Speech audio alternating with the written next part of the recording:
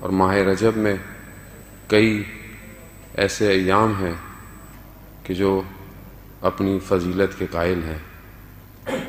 ویسے بھی کوئی بھی دن، کوئی بھی تاریخ ہماری اپنی زندگی سے جب منسوب ہوتی ہے تو یقیناً وہ اپنے کسی بھی واقعے اور اہمیت کی وجہ سے ہم اسے یاد رکھتے ہیں۔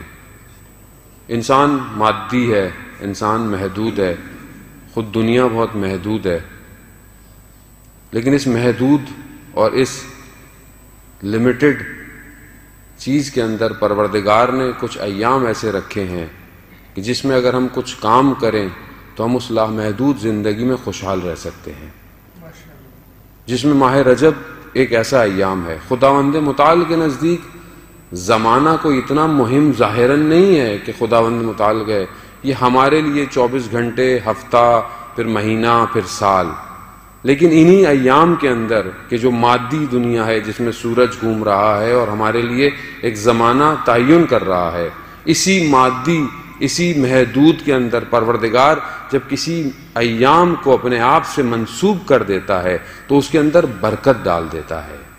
اسی لیے ماہ رجب کو پروردگار نے اپنا مہینہ قرار دیا۔ اب اگر ہم اس سے فائدہ نہیں اٹھائیں گے تو یقیناً ہم باقی چیزوں کی طرح اگر ہم دنیا سے گزر گئے تو روز قیامت حسرت کھائیں گے کہ یہ ایام گزر گئے اور ہم نے اپنی زندگی میں ان کو اہمیت نہیں دی۔ ماہ رجب بھی بالکل ایسی ہے، یقیناً آپ نے اس سے پہلے گفتگو سنی ہوگی ایام میں، ظاہر ہے اور بھی آپ کے پروگرام پہلے بھی ہو چکے ہیں، لیکن بہرحال توفیق ہوئی ہے، کچھ دن رہ گئے ہیں تو شاید ہو سکتا ہے کہ ہم کچھ دن بہتر گزار سکیں۔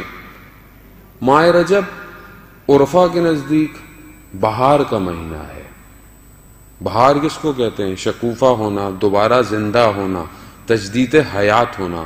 جو چیز مرجھا گئی تھی وہ دوبارہ کھلتی ہے، اس کے اندر زندگی آتی ہے۔ عرفہ اس کو بہار کا مہینہ کہتے ہیں۔ کیوں؟ کیونکہ روح کے کھلنے کا مہینہ رجب ہے۔ جو لوگ رجب میں محنت کرتے ہیں وہ شعبان میں اس پہ اور محنت کرتے ہیں، نتیجہ ماہ مبارک میں ان کو ملتا ہے۔ عام زندگی میں کیا ہوتا ہے کہ ہم رجب اور شعبان ہمارے لیے بس کچھ ایام ہیں، ہم اس میں پروگرام کر کر گزر جاتے ہیں۔ پھر ماہ رمضان آتا ہے، ہم سروں پہ ٹوپیاں پہن لیتے ہیں، مسجدوں کا رخ کر لیتے ہیں، لیکن جیسے ہی مہینہ ختم ہو رہا ہوتا ہے ہمیں اپنی ذات میں اپنے آپ کو کہہ رہا ہوں، خدا نہ خواستہ آپ کو نہیں کہہ رہا، میری اپنی ذات میں دیکھ تبدیلی نہیں آئی مجھے۔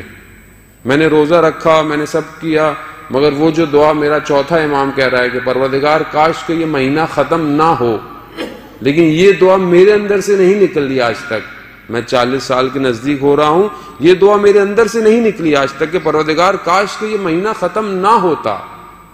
کیوں؟ کیونکہ میں نے اس کی تیاری نہیں کی۔ میں کیا ہوں؟ میں کہتا ہوں کب ختم ہوگا، کب چاند نکلے گا۔ کتنا میرے میں اور سیر ائمہ میں تضاد پایا جا رہا ہے۔ کیوں؟ کیونکہ میں نے ان ایام کو درک نہیں کیا۔ میں اگر ان ایام کو درک کرتا تو پھر ماہ رمضان میں پھل لے کر خداوند متعال کی بارگاہ میں موجود ہوتا۔ اب اس مہینے کے اندر سب سے زیادہ مہم کیا ہے؟ استغفار ہے۔ استغفر اللہ واسأل التوبہ، یعنی توبہ کرو۔ کیا میں واقعاً کر پا رہا ہوں؟ یقیناً زندگی بہت مصروف ہے۔ اب آپ بولے مولانا صاحب ٹائم نہیں ملتا زندگی، آپ کو کیا پتا؟